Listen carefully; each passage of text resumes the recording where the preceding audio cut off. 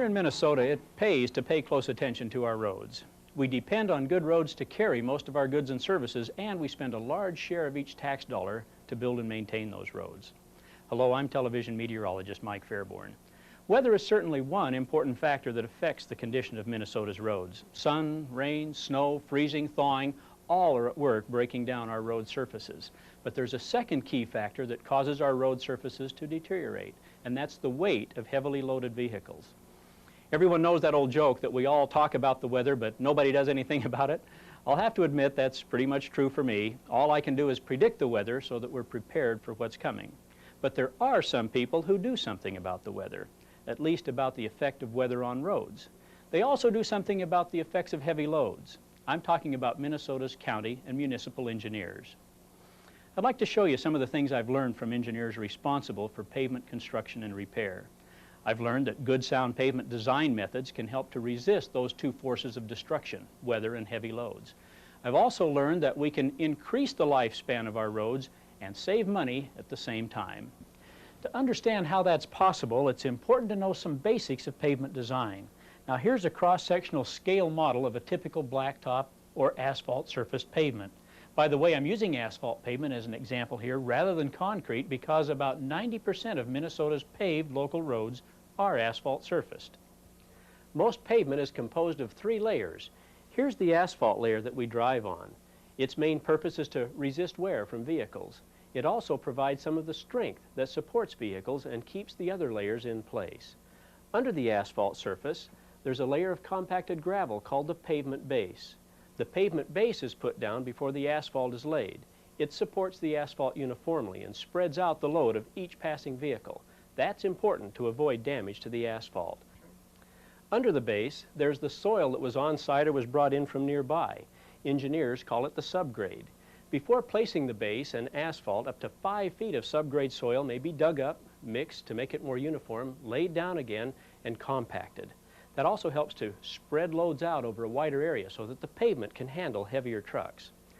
With a lot of the complex engineering details left out, that's how our roads are constructed.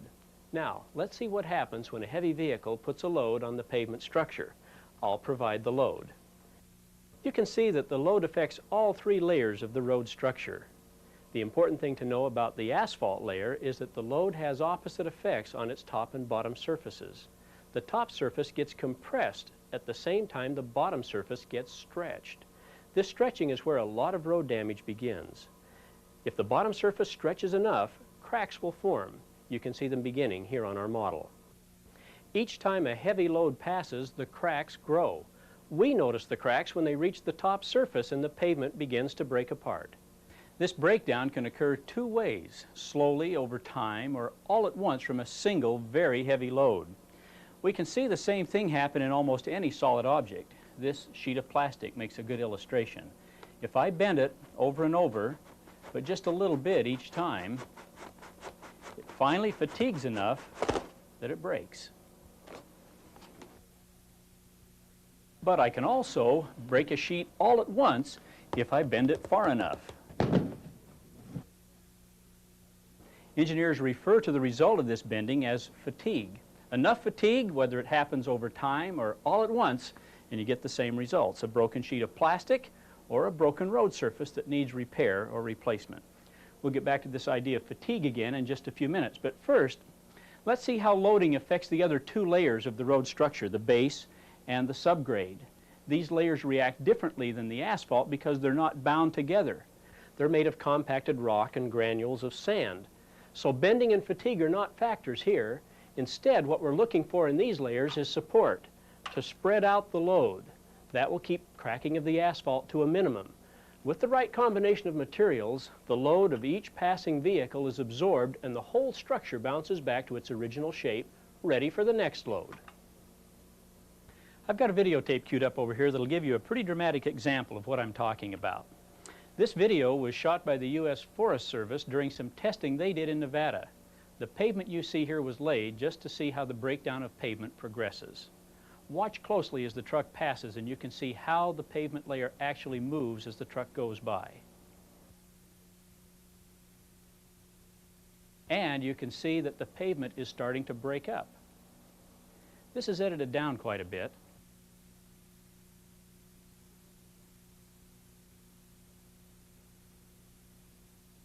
It took 81 passes by the truck for the pavement to reach this condition. Obviously, that much damage is very costly, so we need to avoid it, and there are several tried and true methods for doing just that. One of the most effective methods is to use multiple axles to carry a heavy load. This truck has a tandem axle, 2 axles set close together. The idea of a tandem axle is again to spread out the load to avoid fatiguing the asphalt.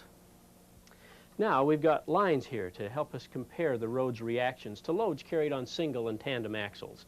First, the single axle. Let's see here, with the load I'm putting on the road, the bottom of the pavement layer is right about at the 1.5 inch mark. Now I'll try the tandem axle. I'm trying my best here to push down with just the same amount of pressure so the loading factor is the same. And as you can see, the pavement is bending down to only about the 3/4 inch mark under each of the axles. Pavement engineers use the term deflection to refer to this bending action of the pavement. Now that's about what we would expect. Double the number of axles and you reduce the deflection by half. In fact, though, there's more benefit from using tandem axles than you might guess. It turns out that the actual amount of damage done to the pavement by a given tandem axle load is less than half as much as the damage done by that same load carried on a single axle. The reason for that goes back to the idea of fatigue that I explained before. Because the asphalt layer is not deflecting very far under the tandem axles, there's less fatigue. So again, the truck can bend the pavement this far many, many times before it would begin to show damage. Also notice that even though 2 axles are going over the road, there's really just one deflection. See here between the axles? The pavement doesn't come back up before the second axle rolls over it. Fewer bends means even less fatigue. So tandem axles are really a pretty good idea. As a matter of fact, adding a 3rd axle to a truck will reduce road damage even more. This is done for newer model tractor trailers that carry heavy loads. Actually, trucks can be fitted with almost any number of axles to allow them to carry extremely heavy loads with very little damage to the pavement. It's a simple idea, but it's very important. Spread out the load. Just one statistic to support this point. A single pass over a road by a truck with 9 tons per axle will do as much damage to the road as 10 passes by a truck with 5 tons per axle. Now, while I'm setting up for the next demonstration, I'll just let you think about that. By the way, pavement engineers have formulas all worked out to determine how many axles should be required for any given load. Well, now I'd like to bring my favorite subject, the weather, back into the picture, and that's important because weather and vehicle loading are closely related when it comes to keeping our roads in good condition. Here in Minnesota and in other northern states, there's a special problem to deal with in managing the roads. That's our spring thaw. Even though we're all happy to see it each year, spring is actually the time when our roads are at their weakest and are most vulnerable to damage. Again, we can see why that is by working with the pavement model. But this time we've made some changes to simulate the spring thaw situation. Up here in the North Country, it's common to have a hard freeze down to 5, 6 feet below the surface, way down. All the moisture in the ground condenses into water and freezes, so the base and the subgrade become solid. Well, that turns out to be a positive for our roads. They have their greatest strength in the dead of winter. There's hardly any deflection in the pavement, even from very heavy loads. But then, spring is sprung, and since the warming comes from above, the base and the subgrade materials thaw out from the top down, and that's where we start having problems. When the air temperature reaches about 35 to 40 degrees for several days in a row, we get the situation represented by this model. The asphalt layer is still fairly stiff and brittle, but the base layer underneath has thawed out, so the gravel here is mixed with water in pretty much of a slurry condition. Meanwhile, the subgrade underneath is still frozen. The base is pretty much caught between a rock and a hard place. Now, here comes our truck, and I think you can see that trouble is on its way. With very little support from the mushy base and a frozen, unyielding subgrade underneath that, the brittle asphalt layer now takes pretty much the entire force. And if I put enough load on it, it'll break even from a single heavy load. This is exactly what happens on real roads in the spring, and we're all familiar with the result. Pothole season. This is a big problem. St. Paul's Department of Public Works estimates that in 1990 it spent about $5,500 on repairs for each one of its 322 miles of city streets. Now, we can't make the Minnesota weather go away, so what can be done about this problem? Well, the answer is something that we should already be doing, and that is setting and enforcing reasonable spring load restrictions. Here again, our county and city engineers can help.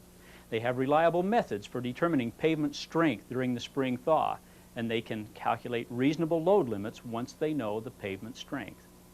There's also several ways to determine when the load restrictions need to be imposed and when they can be removed. Here's one of the most common methods used in Minnesota. This is a protective sheath, and the part that does the work is inside. It's called a frost tube.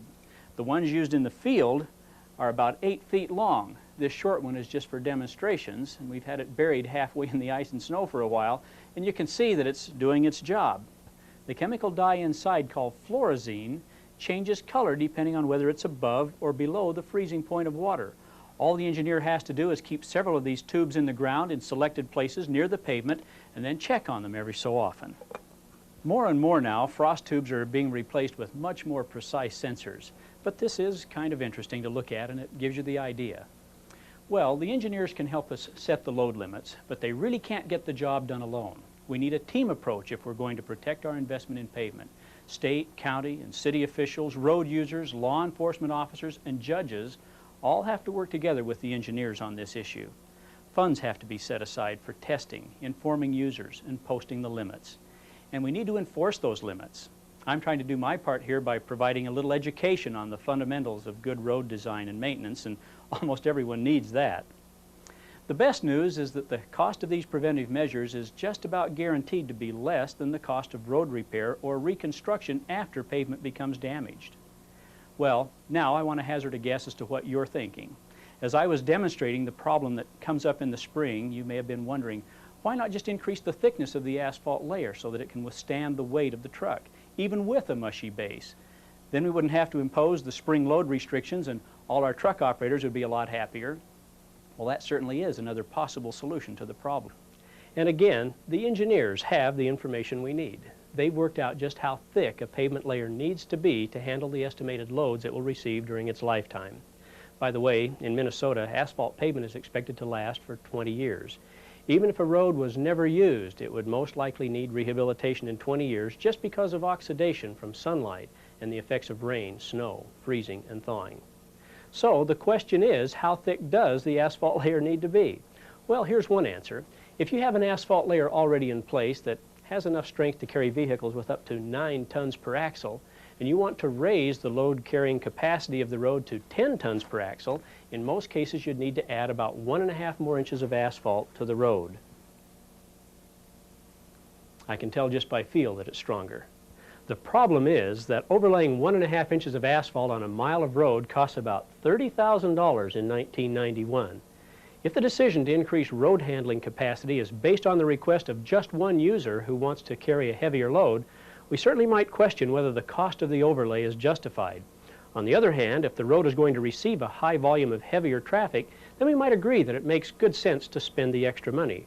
But on yet another hand, let's see, I guess I need another hand here. It would have been cheaper if we could have forecasted increasing traffic volumes and load requirements and constructed the road with extra strength in the first place. Coming back later for any kind of upgrade is always less efficient than doing the job once. And we would have been able to allow bigger payloads from the beginning, so we'd get a higher return on our investment. Now, I've only given one hypothetical example. In a real-life question like this, it's important for an engineer to actually test the existing pavement to determine its true strength.